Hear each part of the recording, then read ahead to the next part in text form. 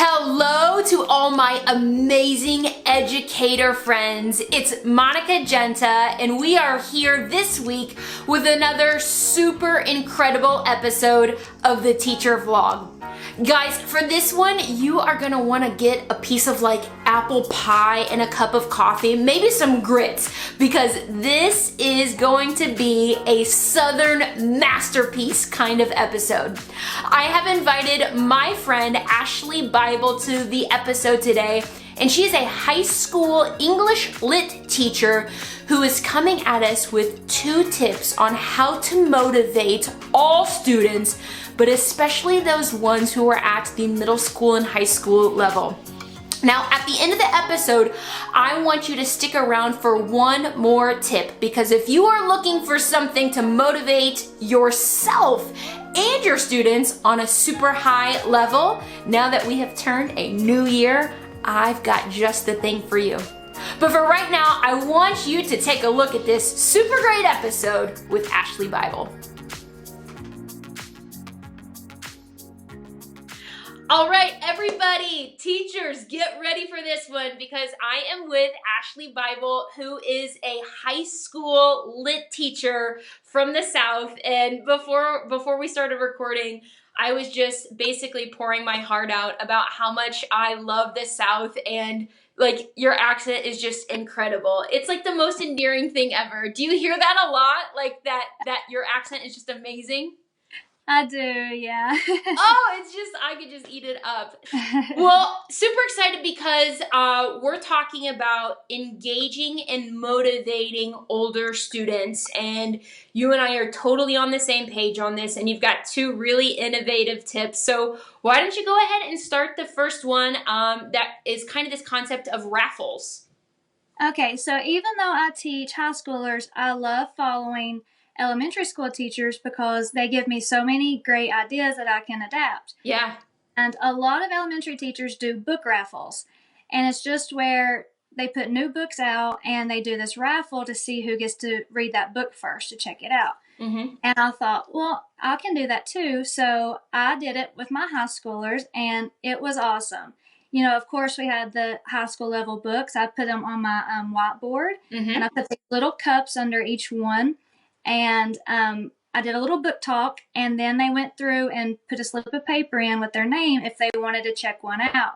And then I made this big deal about I was going to draw names and all this, and I did, and they got excited, and they just were like, I get to read this book first, which is what you want. You know, if it were just on my shelf, they might have never picked it up. Right. So I love that. Well, yeah, and I think it's interesting because in so many ways it's almost this like competition, like, oh, I won that book, which is really motivating. But I think the fact that you as the teacher are just highlighting these books and giving the book talk, because I think sometimes kids don't know what they want to read because like they just don't know. You don't know what you don't know. And so you have to give them that opportunity to say like, well, let me tell you a little bit about it. And it's like, oh, that sounds amazing.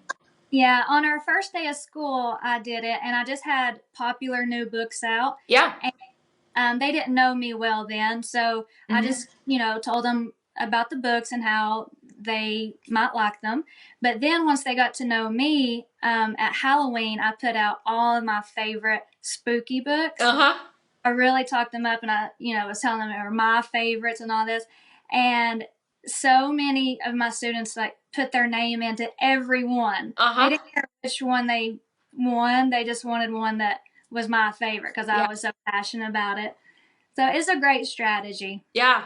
I love that too, because just making that personal connection, like you're sharing what you love, and that translates. And what a great problem to have. Like, I don't have a favorite because they all sound so amazing. Like every teacher wants to have that problem in their classroom. Yeah, and a lot of these were nonfiction too. So my students were reading nonfiction. Just it up. Good for them. That's fantastic. Okay, very cool. And then the other tip is creating this like childlike atmosphere in your classroom. Tell us a little bit more about that. So I try to preach all the time that just because you teach older students, it doesn't have to be dry and just, study without any projects or engagement. Mm-hmm. And I love trying to bring in anything that they used to do in their childhood, back when learning was fun for them. Yeah.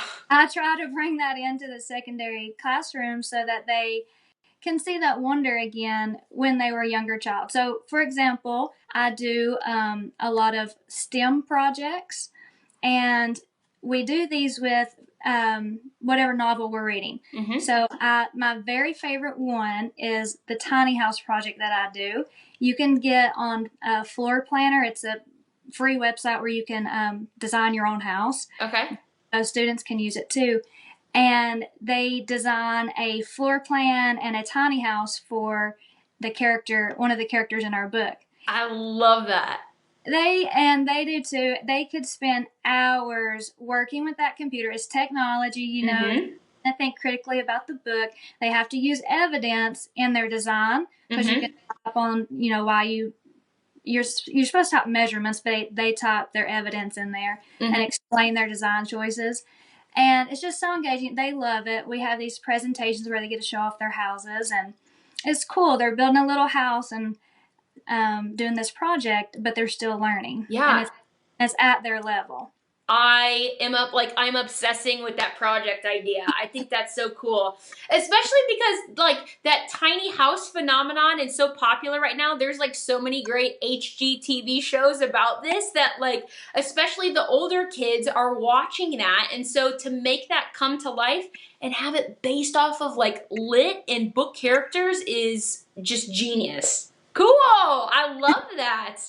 Yeah, Awesome. that's one of my favorites. Some other things I do a lot of doodle notes or coloring notes, so Okay. they're not just straight taking the notes. They can if they learn best that way, Mm-hmm. but for the artistic students, they can draw and color when we do note taking, and I give them some strategies for that. Mm-hmm. We do a lot of color connotation, and they get a color when they do that. So when we're talking about characters, for example, you can read The Great Gatsby all based on color connotations because so many colors are associated with the different characters in that book. Yeah. And so they get to use color, but they're doing this really high level thinking. Nice. How to do stuff like that, color coding and color connotations for I them. love that. I've honestly I've never made that connection in education before. So that is a really interesting concept that I definitely want to explore more. Cool. And your kids are just eating this up the whole time, whether they're doing doodling notes or they're working on the computer for their tiny house or they're getting pumped about raffles. Even though they're high school kids, they are still having this childlike excitement for education. Yes. Oh. Yeah, that's my goal. It's not I don't want to seem like it's like that every day, but Sure. that is my goal. So I try to bring in this fun stuff at any chance I can. Why not? If you're still hitting the standards and they're learning it even better than they might have with something else. Yeah.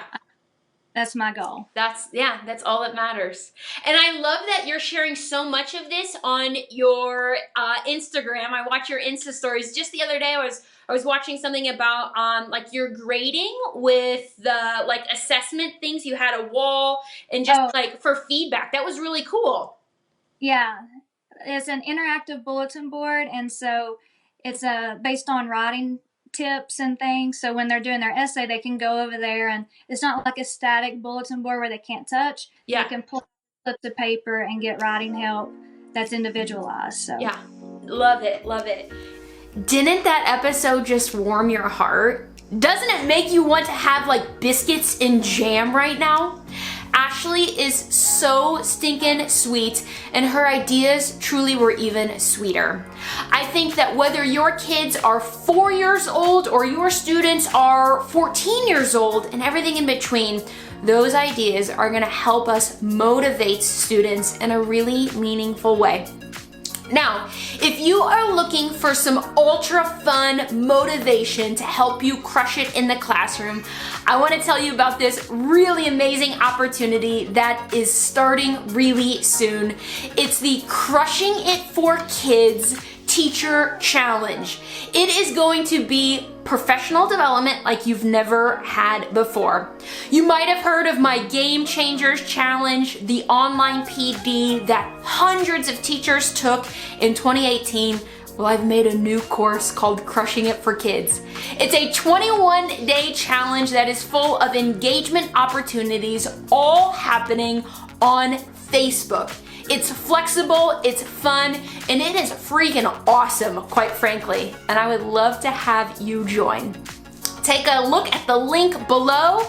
And if you liked this video, if you liked this idea of the vlog, share it with your friends, like and subscribe.